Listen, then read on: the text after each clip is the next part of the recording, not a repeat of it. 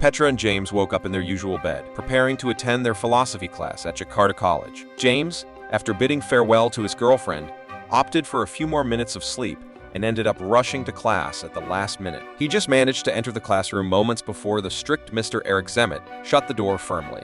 The class commenced with a captivating discussion about logic and its real-world applications after completing the course. Some students argued that an extensive scientific knowledge wasn't essential for a fulfilling life, which deeply offended the teacher. Following that, Mr. Zemmet requested the students to recollect their most favored thought experiments from the previous year. Chips remembered one involving a monkey learning to rewrite text, while Jack recalled a more intense scenario where individuals were bound to railroad tracks, compelling a choice between survival and sacrifice. This ignited a heated debate within the group, with accusations of cynicism thrown about. Boney reminisced about an experiment that explored the value of friendship and the decision between testing the strength of best friends or remaining in ignorance. However, Mr. Zemmet wasn't finished yet.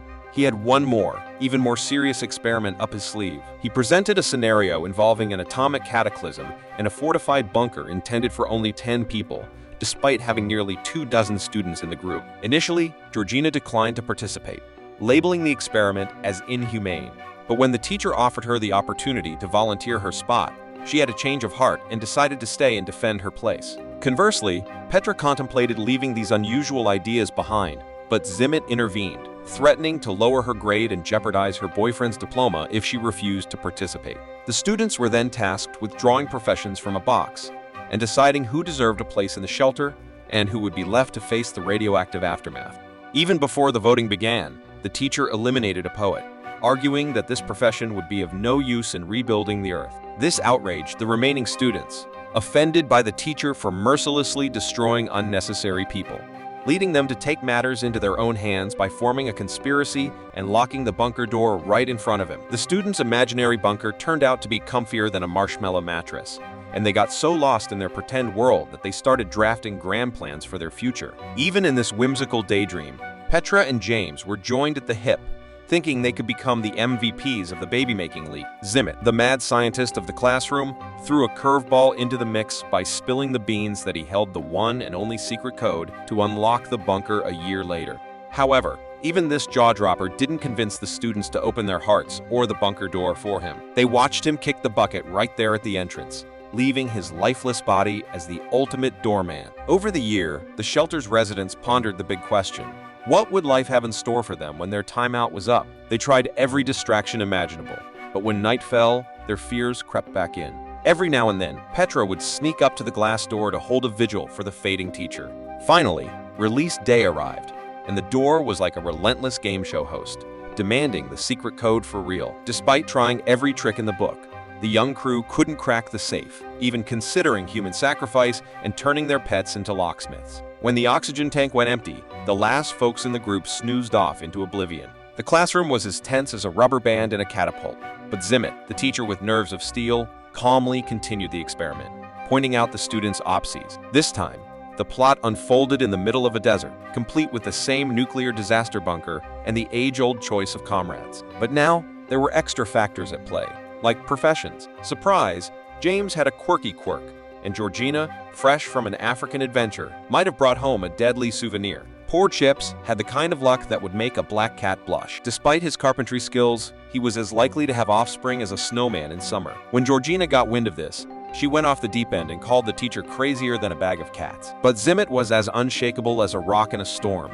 He insisted on keeping the show going, crossing his fingers that their years of learning wouldn't go to waste. This time, the students argued with more logic than a robot, weighing factors like profession, health, and baby-making abilities of each candidate. Everyone got their shot to plead their case and win their buddies over. But when it was the poet's turn, the teacher pulled the plug on him once again, cutting him off like a call dropped by bad cell service. But this time, the teenagers decide not to seek revenge, remembering their previous experience. After entering the bunker, the group starts building their new life. However, things take an unexpected turn when Petra catches James in bed with Jack, who is openly gay. This situation prompts the guys to come together and discuss who would be the best partner for procreation. Eventually, Petra is paired with Mr. Zemmet, much to James' chagrin. 10 weeks pass, and none of the girls become pregnant. Zemmet decides to implement a new rule: polygamous relationships. This sparks a fresh round of arguments, as many girls are unhappy with this arrangement. Following a particularly heated fight where the teacher loses his cool,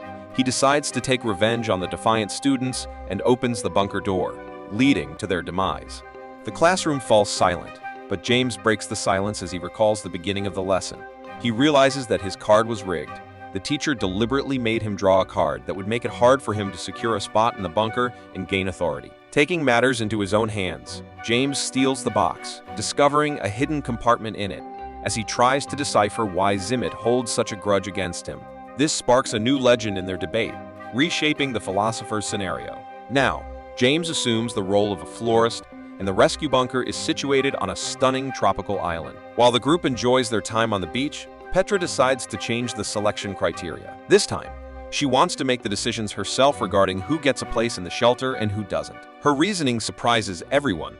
Despite explaining each choice, the teacher marks her down for her unconventional selections. Instead of engineers and farmers, Petra includes fashion designers and an unlucky poet who has never had a fair chance. Petra doesn't take the teacher's actions lightly. Moreover, she reveals that she cunningly stole a pistol from him, which Zimmet planned to use to assert his right to stay. Realizing that they are in a survival situation, the teacher attempts to blackmail the students with the exit code, but his efforts prove futile. In a previous scenario, when he opened the door, the girls memorized the combination. To be fair to Peter, she left herself out, but Chips tossed her into the bunker, and he and the others headed to a boat to find another way out. Those who got into the bunker had an amazing year there, playing cards and sharing Joey's cigarettes. Surprisingly, even the poet's poems were helpful, boosting their will to survive among the rebels. Petra didn't forget to include her relationship with James in the fantasy, and they spent their time together in a workshop.